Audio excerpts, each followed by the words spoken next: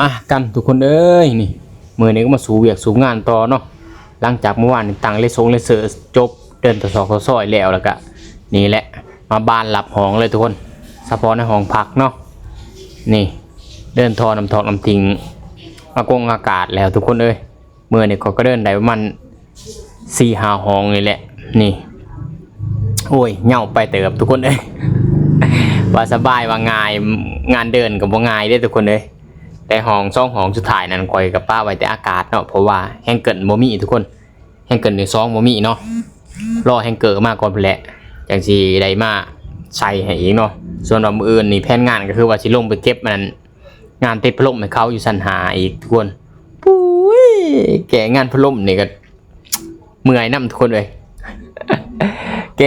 มื้อนั้นก็ยังบ่แล้วเนาะแกแล้วมื้อนั้นสัน3เนาะแล้วก็เข้าไล่ขึ้นมาชั้น4ชั้น5อีกเนาะชั้น4เป็นของสุดอีกสุดหนึ่งเนาะส่วนชั้น5เป็นของข่อยนี่ก็จะได้ลงไปแก่อีกแล้วทุกคนเลยโอ้ยเนาะแบบ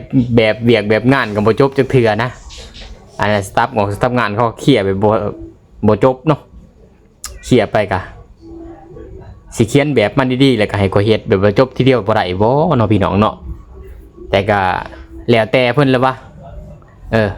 ติดไปติดมาอยู่ทุกคนเอ้ยส่วนลายติดแต่อากาศเนาะกับมันน้ำดีข่อยกะสิประมาณนี้แหละทุกคน